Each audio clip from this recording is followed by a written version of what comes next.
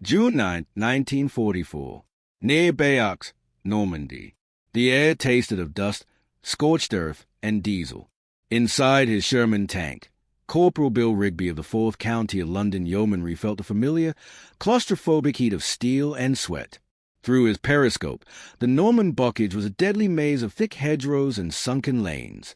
His troop had been advancing cautiously for hours, the low growl of their engines the only sound. Then the radio crackled. Contact! A Panzer, dug in behind an embankment 1,500 yards away. Its long, overhanging gun was unmistakable. A Panther. A cold dread settled in Rigby's stomach. He'd heard the stories already, how their standard 75mm rounds just bounced off its sloped front plate. They were about to be outgunned. But then a new voice, calm and precise, cut across the net. It came from the lone, odd-looking Sherman at the rear of the column. Target identified. Stand by. The crew inside that tank didn't share Rigby's dread. They had a different beast entirely, and they were about to reveal why every dismissive joke made about their machine was a terrible mistake. A cramped and flawed solution. Inside that odd Sherman at the rear, the atmosphere was one of intense, practice focus, not fear. This was a Sherman VC, better known as a Firefly. Its main gun, the long, menacing British 17-pounder, was so large it forced the entire radio set to be relocated into an external armored box on the rear of the turret. The gun's massive breech filled the right side of the fighting compartment, leaving the loader, Private Jenkins, perpetually bruised from navigating around it in the dark. The commander, Sergeant Tom Harris, crouched low, his eyes pressed to the telescopic sight. He ignored the most infamous flaw of his tank, the ferocious muzzle flash and thunderous blast of the 17-pounder that kicked up immense plumes of date, instantly revealing their position. Before Normandy, the Firefly had been a pariah in many Allied armored units. To American and even some British crews used to the reliable, fast-firing 75mm gun, the Firefly was a compromised death trap. It was slower to load. Its flash was a beacon for every German anti-tank gun within a mile, and its arrival meant one less .30 caliber bow machine gun, as the radio had taken up that space. Jokes flew through the tank parks. They called it the Fire Flash. They said its main purpose was to blind its own crew and attract incoming fire. Crews assigned to it felt cursed, handed a lopsided, temperamental prototype instead of a proper tank. They were the unlucky ones, or so the thinking went. This skepticism was born in the training grounds of England. During exercises, the Firefly's unique requirements disrupted standard troop formations. Its long barrel was a liability in dense terrain, catching on overhanging branches and telegraph wires. The tactical doctrine was unclear. Was it a sniper to be kept in the rear, or a frontline brawler? Most commanders, looking at its glaring weaknesses, concluded it was more trouble than it was worth. They wanted the balanced, familiar Sherman, not this overgunned, under-armored experiment. As the invasion fleet sailed for Normandy, many Fireflies were relegated to the rear of unit inventories, a technological hedge bet that frontline crews hoped they'd never have to cash in. The brutal lesson of the bocage, the Normandy bocage, brutally clarified the Firefly's purpose. In the first days after D-Day, Allied Sherman crews learned a horrific new physics. Engaging a Panther or a Tiger frontally was a death sentence. A round from a standard 75mm gun would scream across a field, strike the German tank's sloped glacis plate with a bright, sparking clang, and harmlessly ricochet into the sky. The return shot, from the German 75mm kilowatt K-42 or the dreaded 88, would arrive with mechanical certainty. It would punch through the Sherman's frontal armor as if it were tin, unleashing a torrent of spoiling steel, fire, and high-explosive hell inside the fighting compartment. Survivors spoke of tanks brewing up, their ammunition cooking off in a column of oily black smoke that marked another grave for a 5-man crew. This was the reality facing Corporal Rigby's troop on June 9th. The Panther they had spotted was perfectly positioned, its hull down behind the earthen bank, only the formidable mantlet of its gun visible. To charge it was suicide. To retreat was to cede ground and allow it to stalk them. A paralyzing standoff ensued, seconds stretching toward. Then Sergeant Harris's voice came again, analytical, devoid of drama. Range 1500. APC-BC loaded. In the Firefly's turret, Jenkins slammed a heavy, thumb-sized armor-piercing round into the breech. "Up!" he yelled.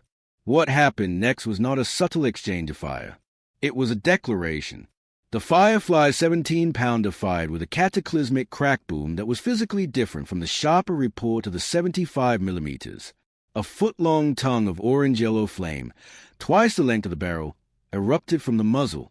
A storm of dust and debris blasted backwards, engulfing the rear of the tank and completely obscuring it from view. Inside, the crew was slammed by the concussive overpressure, their ears ringing. But Sergeant Harris kept his eye glued to the sight. Through the clearing haze, he saw the result. The tungsten-core projectile covered the 1,500 yards in a flash. It struck the Panther's mantlet not with a spark, but with a deep, metallic crump. A jagged hole appeared. A jet of white-hot metal spore erupted inside the German tank. 1 second it was a lethal, predatory threat. The next, it was a silent, dead hulk, thin gray smoke beginning to curl from its hatches. No return shot. No frantic German escape. Just sudden, shocking silence. On the radio, the disbelief was palpable. Then, Corporal Rigby's voice, thick with awe, broke the silence. "Good. Good shot. 1 Alpha. Bloody good shot." In that moment, in a dusty field in Normandy, the entire myth of the Firefly's uselessness was shattered by the brutal, practical truth of its power. The tank they had mocked was now their only lifeline. From pariah to prized asset, the news did not travel through official reports. It spread through the visceral, survivor's gossip of the front line. A single engagement like Sergeant Harris's became a legend repeated at every Liga, at every fuel point. The story was always the same: the hopeless standoff, the monstrous flash and bang, and the impossible result, a dead Panther or Tiger at a distance where the Allies had been helpless. Almost overnight, the Firefly's status inverted. It was no longer the cursed tank, it was a savior tank. Commanders who had buried them in the unit rosters now demanded more. Troops would scan columns, counting the long barrels. Seeing 1, maybe 2 per troop of 4 Shermans, provided a psychological bulwark against the ever-present dread of encountering a big cat. The tactical doctrine, once so unclear, crystallized with brutal simplicity. The standard 75mm Shermans, now called Ronsons or Tommy Cookers by their own crews with grim humor, became the scouts and the flankers. They would use their numbers and faster rate of fire to suppress infantry, knock out anti-tank guns, and identify targets. But the moment a Panther's long, sinister barrel was spotted, the call went out: "Bring up the Firefly." The oddball tank would then be maneuvered carefully, its long barrel swung like a jeweler's pistol, into a hold-down firing position. Its role was surgical: 1 shot, 1 kill. It was the equalizer. This new role came with a terrifying cost. That incredible muzzle flash was a death sentence of its own. German tankers and anti-tank gunners quickly learned to identify the Firefly by its unmistakable signature blast. The first shot would give away its position with the subtlety of a lightning strike. A race began. Could the Firefly crew reload and acquire a new target before every German gun within range zeroed in on the dust cloud that now marked their position? Firefly commanders like Harris developed a shoot-and-scoot drill of desperate urgency. The moment the lanyard was pulled, the driver would slam into reverse, backing into cover or shifting position before the dust even settled. To be a Firefly crew was to live with a permanent, high-value target painted on your turret. Yet, the demand for them skyrocketed. Their value was measured in lives and momentum saved. At the Battle of Villers Bocage, a single Firefly, though ultimately destroyed, accounted for several German tanks before succumbing.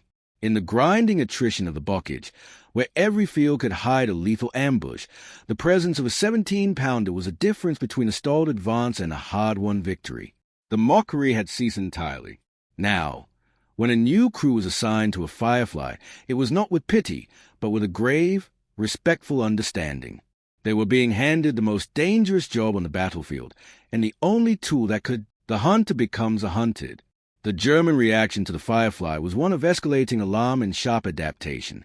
Initially, Wehrmacht and Waffen-SS Panzer crews had operated with near contempt for Allied armor. The shock of seeing a familiar Sherman silhouette one moment and watching it obliterate a Panther from the front at a staggering range the next was profound.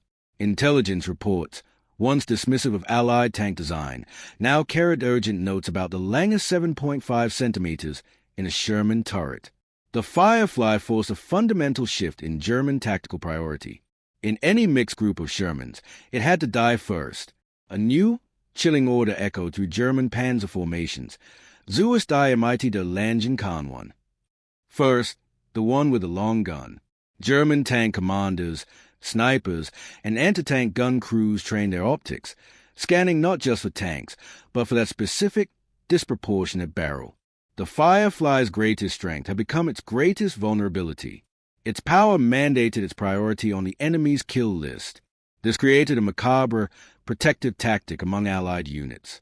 Standard 75mm Sherman crews would sometimes deliberately draw fire, maneuvering aggressively to distract German gunners and shield the precious Firefly as it lined up its killing shot. The tank once shunned was now worth sacrificing others to protect. This deadly game of cat-and-mouse reached its peak during the breakout from Normandy, in operations like Goodwood and Cobra. In the more open country south of the bocage, engagement ranges stretched out, playing to the Firefly's ballistic advantage. But the visibility was a double-edged sword. A Firefly crested a ridge, and its silhouette, dominated by that long gun, was a beacon. Stories emerged of Fireflies being swarmed, engaging one target only to be hit from two other directions. Crews took to camouflaging the forward half of the barrel with mud and paint, or hanging canvas to break its distinctive line, a desperate attempt to buy a few extra seconds before being identified. The psychological impact cut both ways. For the German tanker, every Sherman hull now held potential terror. Was it the harmless one, or the killer? It introduced a hesitation, a crucial second of scrutiny that could decide an engagement. For the Allied infantry and tank crews, the sight of a Firefly burning was a specific kind of disaster. It wasn't just a loss of a tank. It was a loss of the tank, the one that could punch a hole in the German line. The once useless machine had become so critical that its destruction felt like a strategic blow. It was no longer just a weapon. It was a symbol of hard-won parity in the deadly equation of armored warfare. The iron equation and the enduring legend. The story of the Firefly is not one of a perfect weapon, but of a timely and terrifyingly effective compromise. It was the iron equation of war made manifest, raw power, traded for vulnerability. It answered the single most desperate question asked by Allied armored units in the summer of 1944. How do we kill a Panther from the front? It did not offer a better tank. It offered a better gun, crudely but effectively bolted into an existing, vulnerable platform. Its success was measured in the confidence it gave to entire brigades, in the German tanks that never fired a return shot, and in the Allied crews who lived because its round landed first. By war's end, the Firefly had cemented its legend. It was a spade-tip in the great Allied armored thrust across France, the Low Countries, and into Germany itself. It was present at the climactic battles, from the Falaise Gap to the Rhine crossings. While newer Allied tanks like the Comet and the Pershing would eventually arrive with better balance of armor, firepower, and mobility, it was a Firefly that held the line during the war's most critical armored crisis. Its very flaws, the flash, the cramped turret, the target it painted on itself, became badges of honor, proof of the immense burden its crews carried. So, let's return to that Normandy field on June 9, 1944. As the gray smoke curled from the dead Panther, the mood in Corporal Rigby's standard Sherman shifted from dread dawning, electric relief. The joke had definitively ended. The laughter had died in their throats, replaced by profound, battle-forged respect. That odd tank at the rear, with its awkward silhouette and temperamental gun, was no longer a useless misfit. It was their guardian. In that moment, and in 10,000 like it, the Sherman Firefly completed its journey from object of mockery to legend of the battlefield. It was the tank they laughed at, until it started slaying Panthers from 2 miles away.